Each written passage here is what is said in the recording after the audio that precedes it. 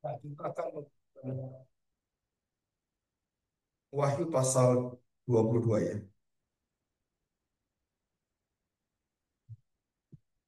Kita akan membaca kepada ayat yang ke-12.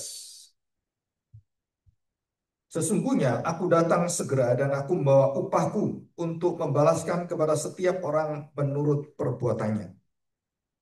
Dan pada ayat yang di tengah yang menjadi pusat, Tuhan Yesus berkata, "Aku adalah Alfa dan Omega, yang pertama dan yang terkemudian, yang awal dan yang akhir. Berbahagialah mereka yang membasuh jubahnya. Mereka akan memperoleh hak atas pohon-pohon kehidupan dan masuk melalui pintu-pintu gerbang ke dalam kota itu. Tetapi anjing-anjing dan tukang-tukang sihir, orang-orang sundal, orang-orang pembunuh, penyembah-penyembah berhala, dan setiap orang yang mencintai dusta dan yang melakukannya tinggal di luar." Jadi tidak mungkin orang-orang ini masuk. Ayat yang ke-16, dan inilah ayat yang akan kita bahas dan menjadi fokus kita hari ini. Aku Yesus, dan ditambah ya, aku Yesus, telah mengutus malaikatku untuk memberi kesaksian tentang semuanya ini kepadamu, kepada jemaat-jemaat. Aku adalah Tunas, yaitu keturunan Daud, bintang timur yang gilang gemilang. Dan yang terakhir, roh dan pengantin perempuan itu berkata, "Marilah." Dan barang siapa yang mendengarnya, hendaklah ia berkata, "Marilah." Dan barang siapa yang haus, hendaklah ia datang. Dan barang siapa mau, hendaklah ia mengambil air kehidupan dengan cuma-cuma. Nah, saudara, kita akan mempelajari tentang arti metafora dan analogi gambaran tentang tunas. Dan di dalam Alkitab kita melihat, kalau saudara lihat bintang ya, tanda bintang ayat 16 itu ada tanda kecil hitam bintang itu. Saudara, saudara klik ya, saudara masuk di dalam. Di sana ada Yesaya 11 ayat 1 dan Yesaya 11 ayat yang ke-10. Nah, saudara, kita pelajari ini ya. Nah, kita membuka Yesaya pasal 11. Raja damai yang akan datang. Ya, kita belajar protologis ya. Jadi eskatologis itu dilihat di depan yang kita wahyu, dan kita kembali kepada yang belakang. Suatu tunas akan keluar dari tunggul. Nah, ini langsung dihubungkan. Tunas keluar dari tunggul.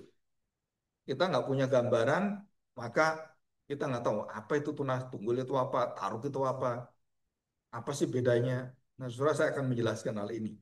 Supaya saya jelaskan, jadi nanti saudara akan tahu betul apa itu tunas, apa itu taruk, dan apa itu tunggul.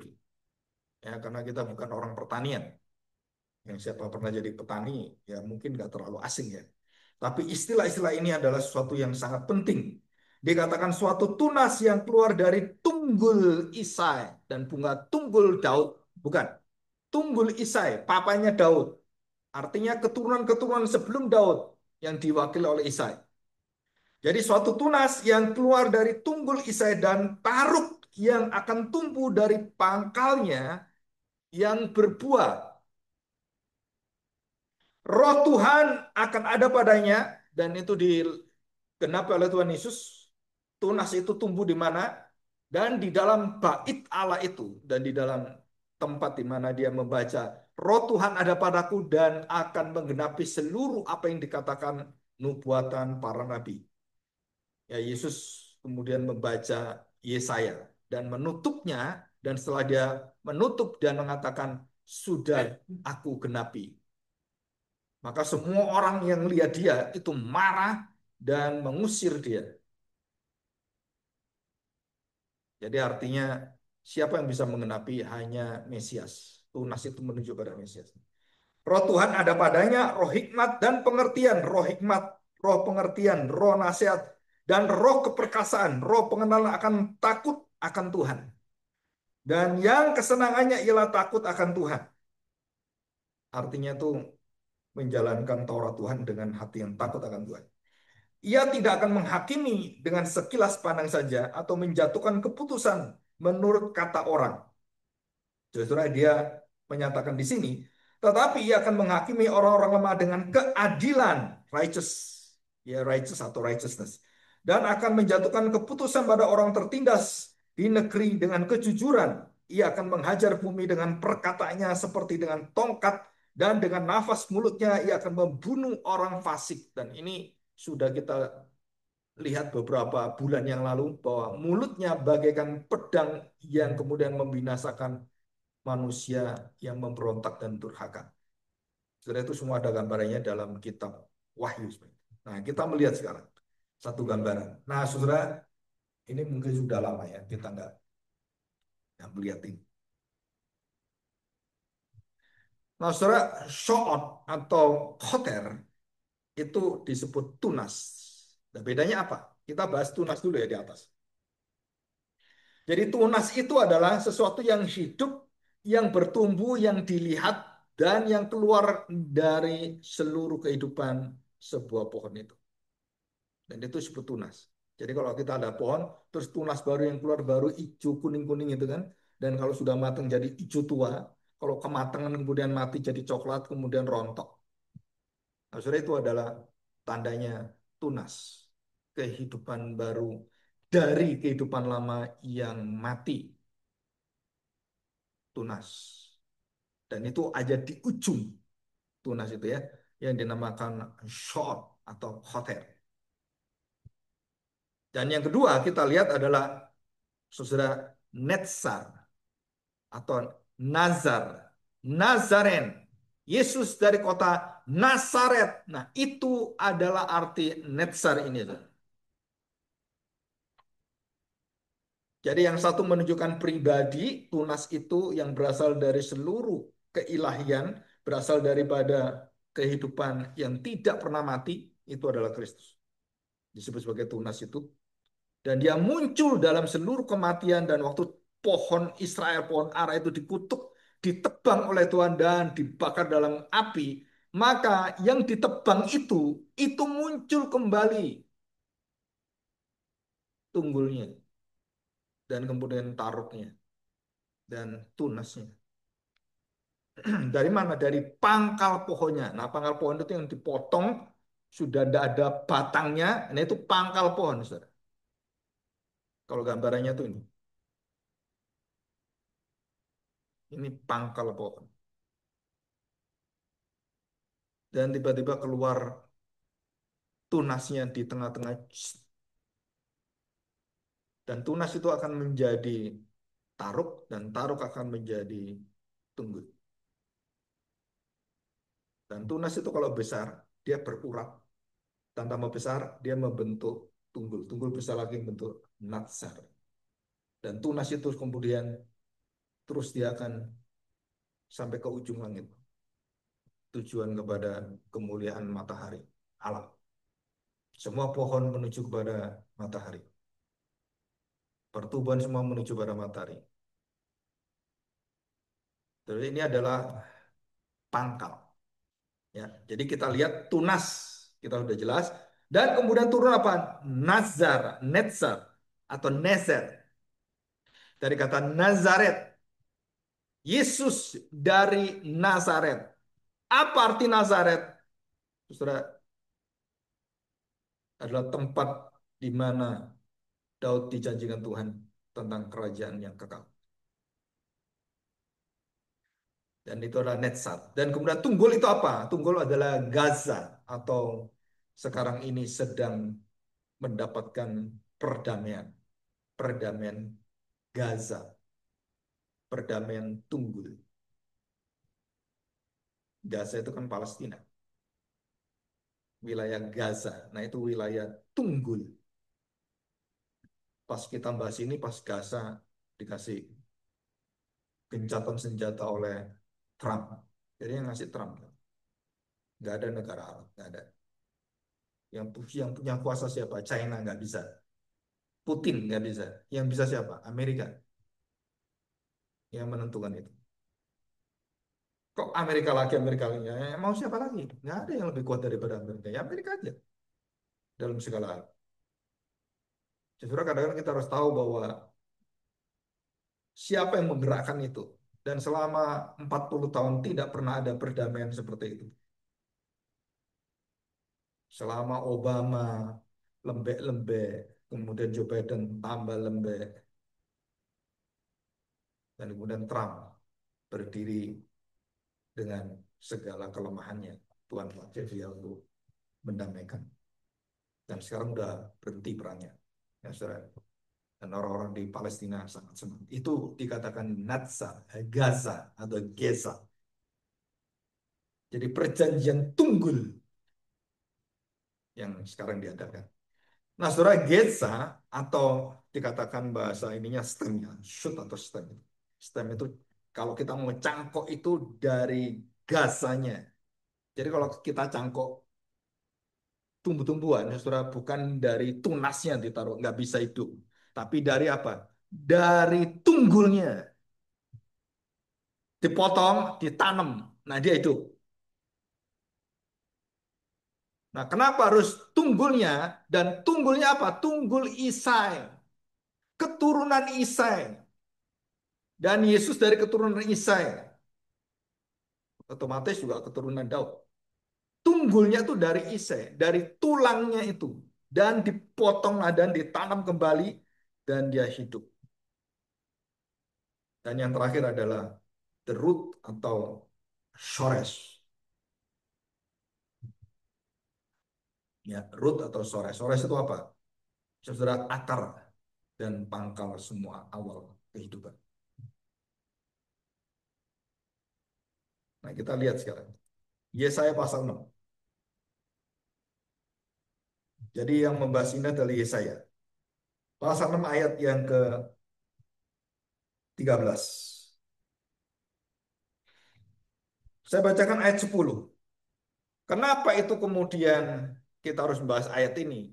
Karena Tuhan melihat bangsa Israel, bangsa yang mati, bangsa yang runtuh, bangsa yang mati, yang dibinasakan Tuhan, yang dikutuk oleh Tuhan.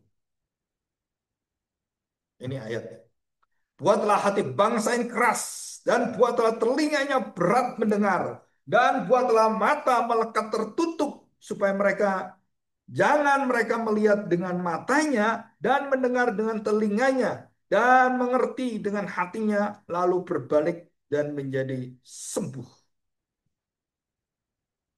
Kalimat yang sama dikatakan Tuhan Yesus waktu dia memberitakan tentang perumpamaan tentang biji, tanaman, dan tanah.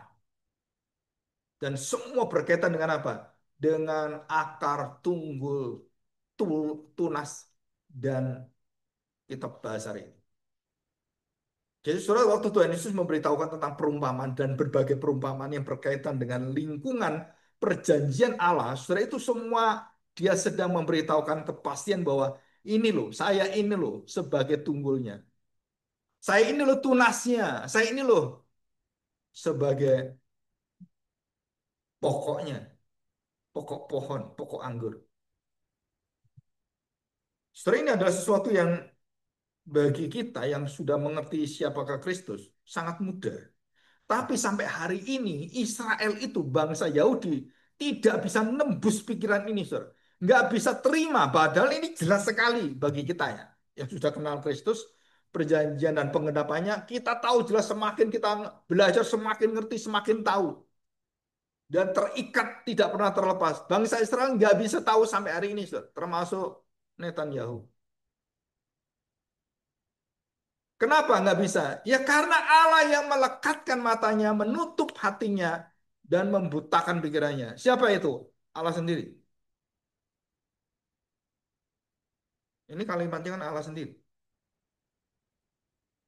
Aku akan menutup matamu. Dengan apa? Dengan perumpamaan. Jadi waktu Tuhan Yesus memberitahukan perumpamaan, kita orang-orang percaya jelas mengerti. Orang Israel, tambah dablek, saudara.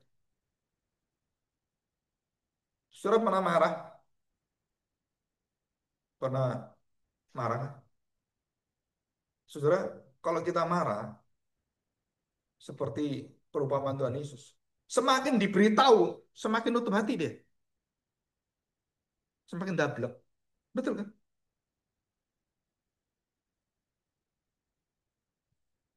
Orang yang ngerti itu kasihan dengan kamu.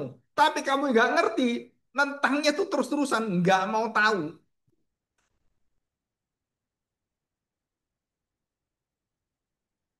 Kadang-kadang seorang bapak kepada anaknya tuh seperti bapak kepada anaknya bangsa Israel kan sama, Saudara. Anaknya tuh terus saja seperti bapaknya. Aku ini nanti kamu itu kok tetap aja seperti ini. Tapi namanya hati bapak yang mencintai anaknya, ya dia punya kekuatan perjanjian kasihnya itu panjang sekali. Kalau anak nggak diberi perjanjian Tuhan, anak itu mati sudah. Dan waktu anaknya menentang dan kemudian menolak, serta membuang dan membelakangi bapaknya. Dan Tuhan katakan, hanya ada satu waktu aku akan membiarkan engkau. Dan aku tidak akan mempunyai hati yang betul-betul tega lagi. Enggak. Tapi aku akan membangun satu hati yang tidak akan seperti itu lagi. Aku akan membangun satu perjanjian yang baru yang tidak mungkin kamu membelakangi aku lagi. Nah, itu perjanjian tunggul, perjanjian tunas, perjanjian taruk. Jadi kenapa Yesus harus diangkat dan di dalam kematian seluruh pangkal kehidupan pohon itu mati dan dikeraskan hatinya dihancurkan dan dibuang oleh Tuhan dalam kematian. Dan disitulah Tuhan Yesus berdiri dan kemudian dia menanggung seluruh kematian. Dan muncullah tunas yang baru. Dan dia adalah Kristus. Saudara dikatakan ayat yang ke-11. Kemudian aku bertanya, sampai berapa lama lagi ya Tuhan? Bangsa ini tetap seperti ini. Dablek, bebal, tengkuk, keras kepala, membatu hatinya, dan banyak istilah yang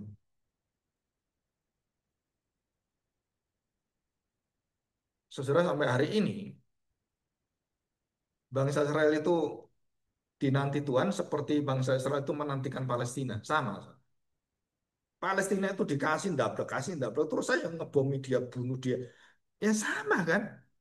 Apa yang terjadi Palestina kepada kamu, kamu juga melakukan itu kepada Tuhanmu. Sama, saudara. Aku sudah berikan dia, aku sudah berikan makanan, aku sudah berikan pertanian, aku berikan semua. Dihancurkan kemudian, malah nyerang, membunuh warga saya. Air susu dibalas dengan air tuba. Kan gitu kan. Itu melambangkan siapa? Melambangkan ya dirimu sendiri ya seperti mereka. Sama, saudara. Jadi orang itu kadang-kadang nggak bisa ngaca, nggak bisa tahu diri sendiri. Dan Tuhan memakai banyak hal, gambaran-gambaran itu untuk menunjukkan betapa kerasnya hatimu bangsa Israel. Betapa kerasnya, betapa degilnya. Dan sampai pada akhir zaman itu pun kamu masih tertutup hatimu. Bayangkan. Ini sudah 2000 tahun bangsa Israel masih nutup hati pada Tuhan Yesus. Dan waktu Yohanes Baptis mengatakan, jika engkau tahu bahwa Allah itu mengangkat tangannya dan kapak sudah ada di tangannya, dan dia akan menebang pohon yang tidak berbuah sampai dengan akarnya. Nah ini, sampai dengan akarnya.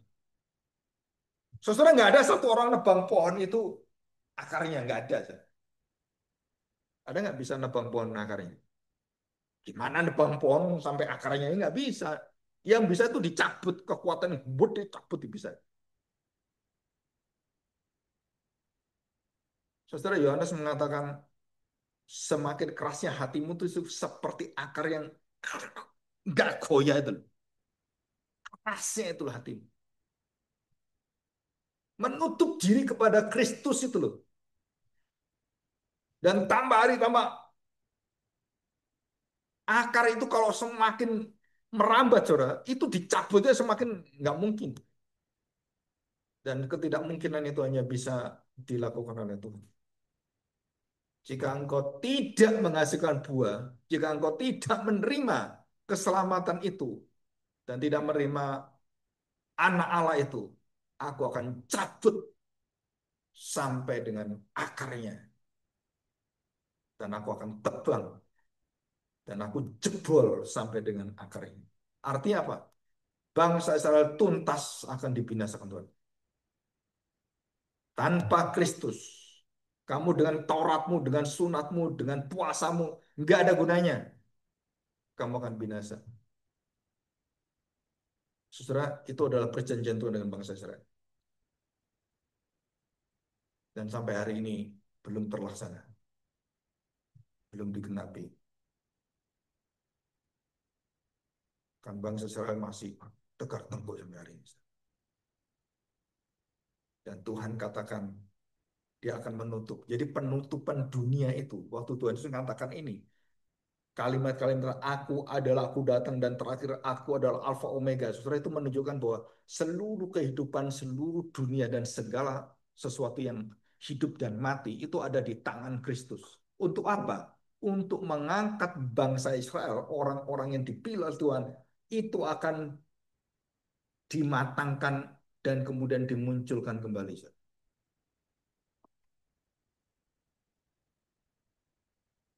Hati seorang anak yang sulung. Kenapa sih anak yang sudah rusak gitu kok diterima? Yang sudah ditebang, sudah buang. Kenapa diterima? Saudara, itu adalah hati keselamatan yang dinantikan oleh bapaknya. Dan bapaknya tahu betul bahwa anaknya pasti balik. Anaknya pasti, kapan dia itu tumbuh tunasnya. Pada waktu dia di dalam kematian, waktu dia sudah menghadapi titik akhir kematiannya, dia baru tahu kebaikan bapaknya. Tunasnya baru hidup. Dan Israel juga sama. Nanti di akhir zaman, dia baru tahu.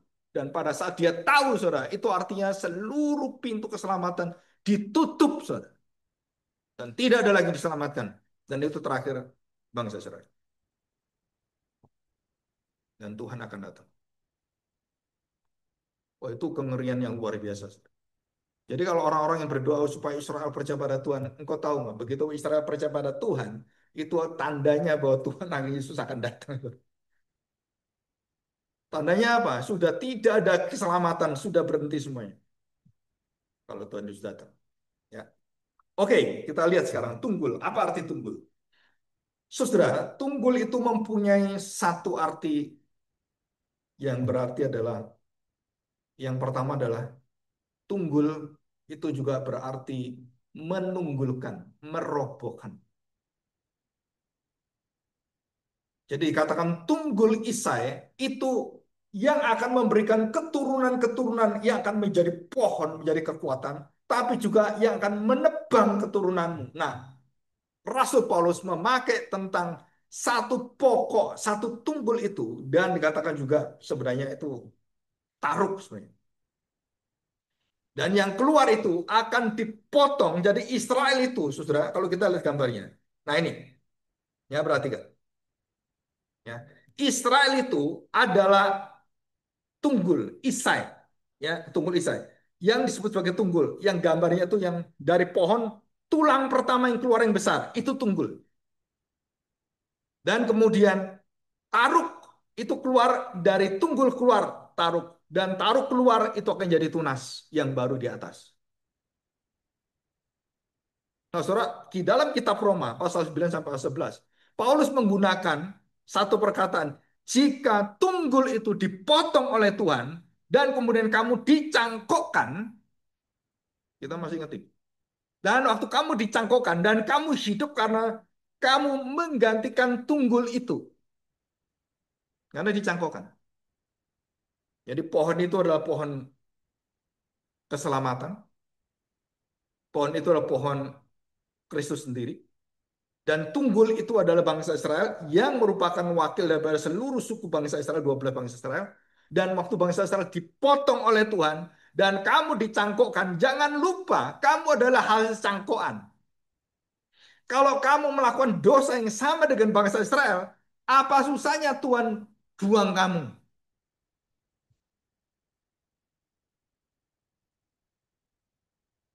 Jadi artinya apa? Tidak ada bangsa yang diistimewakan oleh Tuhan dan tidak ada bangsa yang satu didiskriminasi oleh Tuhan. Nah itu artinya. Jadi waktu Rasul Paulus mengatakan bahwa keselamatan itu adalah di dalam pokok Kristus, saudara. Kristus yang menentukan, bukan cabang-cabangnya. Banyak gereja nggak bisa ngerti ini. Gereja membedakan Israel itu adalah khusus istimewa dan gereja itu yaitu Israel yang kopian gitu. Saudara, bukan. Bukan begitu.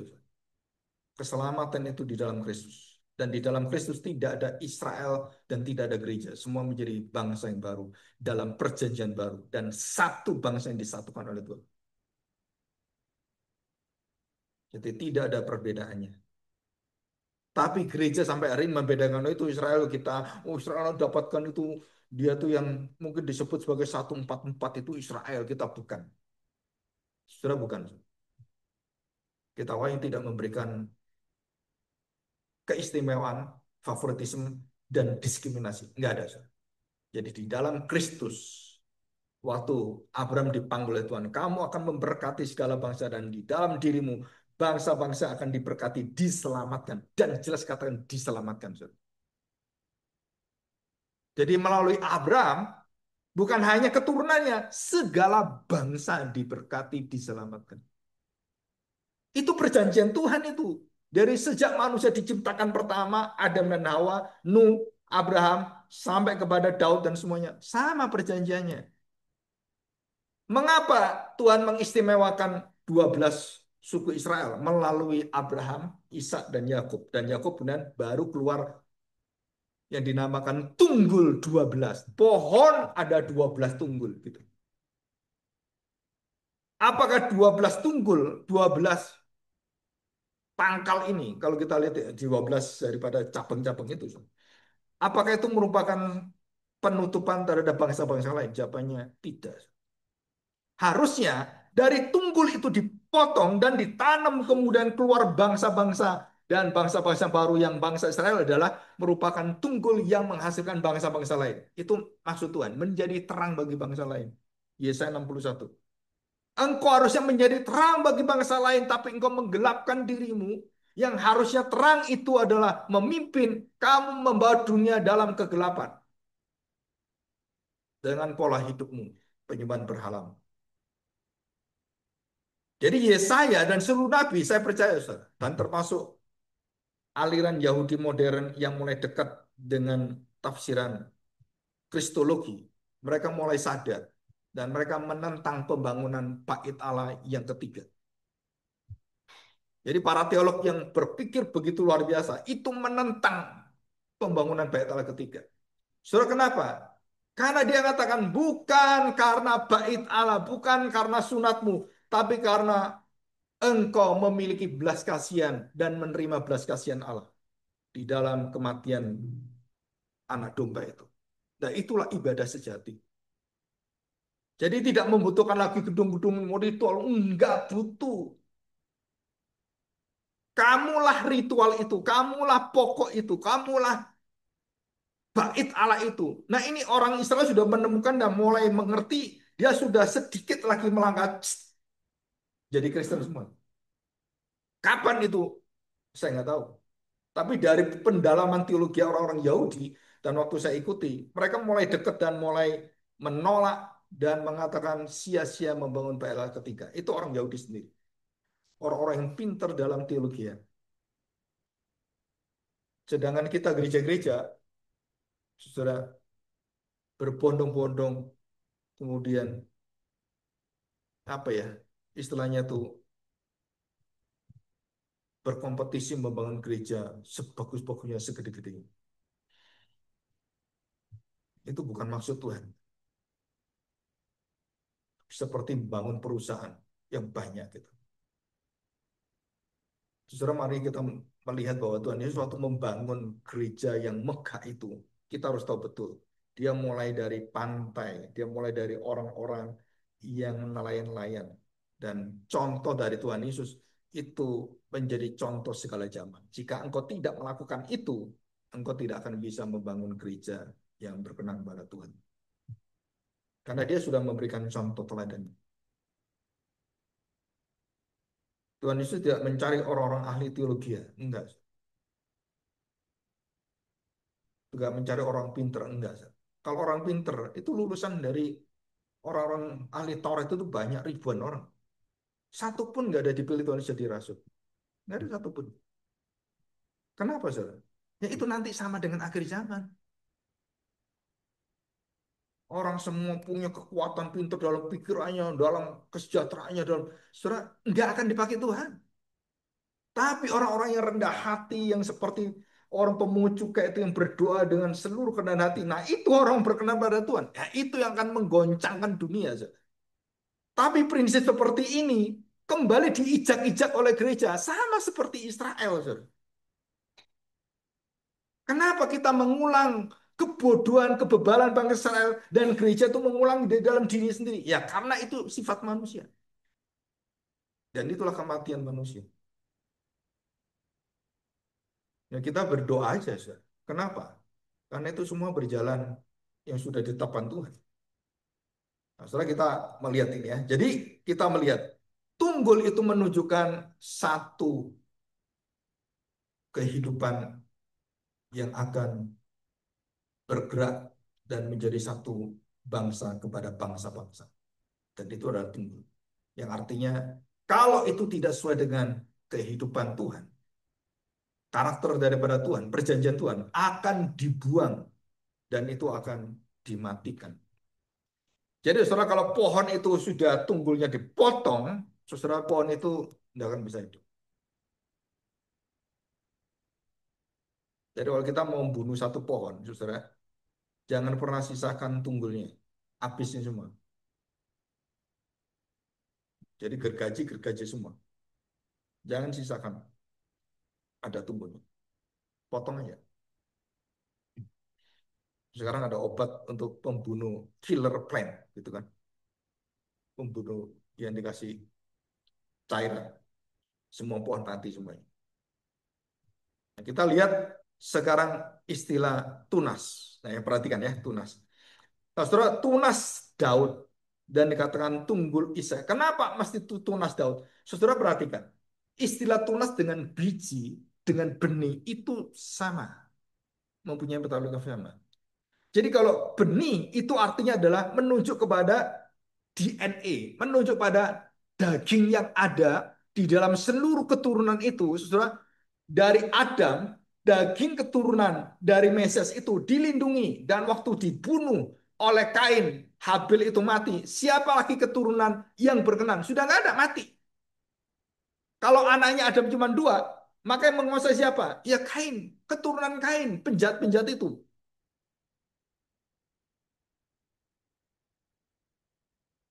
Kalau kita lihat gini ya, jadi keturunan itu. Kenapa iblis itu tetap mau membunuh dan mau istilahnya tuh membinasakan bayi Yesus? Karena dari awal Kain membunuh Habil sama Herodes juga akan dipakai oleh iblis membunuh Kristus. Raja membunuh raja. Jadi tunas itu kalau bisa nggak boleh tumbuh dan iblis belajar pengalaman ribuan tahun. Jangan pernah ada tunas. Babat bersih supaya tidak ada lagi kehidupan. Saudara, jadi waktu benih itu kemudian dikatakan sebagai tunas itu berasal dari apa? Dari Netzar. Nah, kita lihat gambar. Nah, saudara ya. Jadi tunas, Netzar, terus Gaza. Tunas dikatakan taruk, kemudian tunggul. Nah, tunggul baru ke pohonnya. Nah, ini ya. Jadi urutannya seperti ini. Jadi tunas itu berasal dari mana? Dari Netzar, Nazaret. Dan Nazaret dari mana? Netzar itu. Dari tunggul. Tunggul dari mana? Ya dari pohonnya. Tunggul Isai. Berarti keturunan ini semua membentuk sampai kemudian Daud. Siapa Daud itu? Daud masuk kepada tunas. Kenapa tunas? Karena di dalam diri Daud akan ada pengharapan dan Tuhan janjikan perjanjian yang kekal yang baru di dalam diri Daud. Dan Daud kemudian mati juga. Salomo mati. Dan tunas itu akhirnya tidak bisa dilanjutkan. Dan harus dikembalikan kepada siapa? Tunggul Isai. Daud sudah mati, maka Tunggul Isai itulah dari keturunan ilahi itulah digerakkan karena Daud sudah tidak berhasil, maka melalui Tunggul Isai Tuhan menciptakan dan memberikan tunggul yang baru, yaitu Daud yang baru. Siapa? Kristus. Jadi Adam yang kedua yang terakhir, Daud, Musa. Musa yang baru adalah Kristus. Imam Harun yang baru adalah Kristus. Daud yang baru adalah Kristus. Bait Allah yang baru adalah Kristus. Pohon kehidupan itu menunjuk pada Kristus dan semua pada Kristus.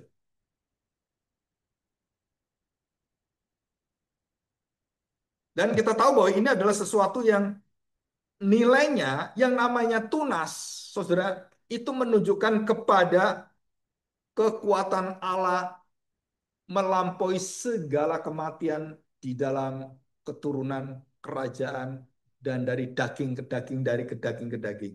Dan disitulah daging itu kemudian dihidupkan dengan apa? Dengan tunas. Tunas Daud. Artinya tunas Daud, darah daging DNA keturunan sel dari Daud yang mati itu kemudian dihidupkan oleh Tuhan. Jadi arti tunas itu adalah, saudara, dari darah daging, dari seluruh kehidupan yang tidak bisa dimatikan oleh dosa, yang tidak bisa dimatikan oleh dosa Daud, kelemahan Daud, perzinahan Daud, pembunuhan Daud. Dan tunas itu tidak akan mati. Daud kamu mati, tapi tunasmu nggak akan mati. Nah, itu artinya, saudara. Inkarnasi. Dari kematian daging Daud itu tidak mematikan daging dari diri Daud yang ada keturunan dari Mesias. Saudara bisa nangkap omongan saya. Daging saya yang melakukan dosa itu tidak bisa mematikan daging perjanjian yang ada dalam darah daging saya. Darah daging saya jatuh dalam dosa tidak bisa menghapus darah daging perjanjian Allah yang sudah dicemar oleh dosa saya. Tuhan tetap akan menguduskan itu dan tidak terkalahkan. Tidak pernah dikalahkan oleh dosa, oleh pembunuhan, oleh perzinahan. Dan itu dikatakan tunas Daud. Tuhan berinkarnasi, artinya apa? Tuhan akan memperbaiki, memperbarui, dan menghidupkan kembali. Saudara, bukan hanya eskatologi, daging-daging dihidupkan. Bukan, saudara. Tapi protologi, seluruh kematian Abraham, kematian Nuh, dosa Nuh, dihidupkan oleh tunas Daud yang tunggul itu ditegakkan di Golgota itu. Dan dia mati dengan darahnya, dengan kematiannya, yang akan memberikan seluruh dosa itu mati. Mati dimatikan dengan kematian. Maka dengan inkarnasi Kristus, dengan darahnya, saudara, keturunan yang melalui dirinya. Dan saudara, kita lihat ini. Maria dihidupkan oleh Kristus. Yusuf. Dan seluruh manusia perjanjian lama dan seluruh bangsa Israel. Dihidupkan oleh kematian Kristus. Dan itu arti dari tunas Daud. Jadi bukan hanya tunas, oh di sana dia akan menghidupkan. Bukan hanya di sana, dia juga menyembuhkan yang di belakang, saudara. Menyelamatkan di belakang. Jadi dosanya Ayub, dosanya Abraham, dosa-dosa itu semuanya, raja-raja yang berdosa itu dihidupkan oleh Kristus. Kekerasan hati itu kemudian ditaklukkan dan semua dihidupkan oleh Kristus. Jadi perjanjian baru itu memperbaiki perjanjian lama dan menghidupkan perjanjian lama. Bukan hanya aturan hukumnya, orang-orangnya semua yang mati dihidupkan semua oleh Tuhan. Dan yang di depan juga sama. Nah, setelah itu arti daripada tunas. Sedangkan akar artinya adalah otoritas keilahian yang tidak pernah bisa diubahkan oleh siapapun. Rencana Allah, ketetapan Allah semuanya itu akar. Tanpa akar nggak ada kehidupan. Saudara, kalau kita ingin tahu, kemarin waktu saya di Jogja, saya bawa pohon, ditebang semua, dipotong. Kenapa? Wah ini kalau bawa gini nggak bisa. Potong aja supaya bisa bawa kecil. Kalau gini kan susah bawain nanti kereta api gimana? Oh iya ditebang.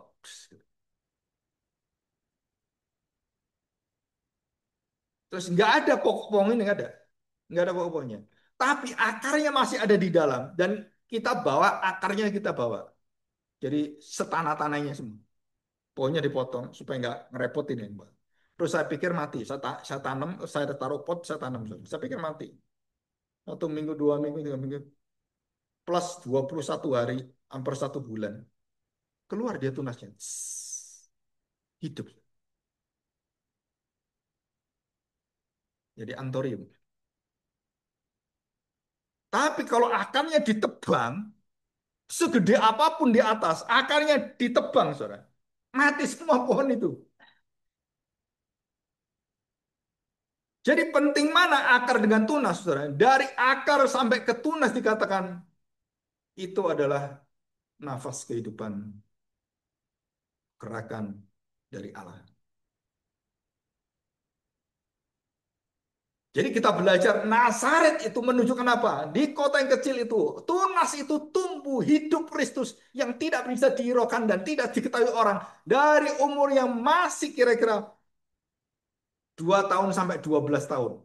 Dia berada di Nazaret, tidak pernah orang tahu. Sama dengan tunas, waktu bertumbuh, kita nggak pernah tahu. Kecil gitu. Tiba-tiba jadi pohon. Oh kok gede ya? Nah itu sama dengan Kristus. Orang-orang kaget semua. Loh, ini kan orang kampung saya. Ini kan ayah Yusuf. Loh, kok bisa dia gitu? Nah itu yang dulu tunas tiba-tiba jadi pohon. Kok bisa itu? Ada otoritas ilahi yang tidak pernah bisa ditolak oleh siapapun. Dan sesudah hari ini kita akan memperingati perjamuan kudus. Dan dikatakan dalam 1 Korintus 11, waktu kamu memberitakan dan melaksanakan perjamuan kudus, apa yang sedang engkau lakukan? Sudah tahu, seluruh orang perjanjian lama yang mati di dalam dosanya, yang di dalam kegagalannya, tidak pernah dibuang oleh Tuhan. Dan Tuhan katakan, aku akan genapi. Aku akan katakan, sudah selesai. Tuhan menyelesaikan bukan hanya rencana Bapak kepada dia, seluruh rencana kegagalan nabi-nabi di belakang digenapi oleh dia. Itu perjamuan kudus. Termasuk nanti kegagalan kita yang di depan sama akan digenapi oleh Tuhan. Dosa-dosa kita semua apapun, saudara, kita sudah disuntik dengan DNA dari kematian Kristus. Dan kita diberikan kekuatan kehidupan Kristus. Jadi waktu kita percaya itu, dalam segala kondisi, saudara, Tuhan katakan dalam perjanjian lama, bangsa Israel bisa membelakang dan kemudian bisa makan, aku akan buang mereka. Itu bisa terjadi. Tapi dalam perjanjian baru, saudara, Tuhan jamin tidak akan terjadi kehidupan seperti itu. Anak-anak Tuhan tidak akan sebobrok dan sedekil, sebebal bangsa Israel. Dan itu perjanjian Tuhan yang baru. Ada jaminan tidak akan ada kedurhakaan, kemurtatan. Tidak pernah akan ada. Karena Roh Kudus akan aku berikan dalam hatimu. Nah, itu artinya. Dan hari ini kita akan memperingati dan mengingat kembali perjamuan kudus. Kita siapkan hati kita ya.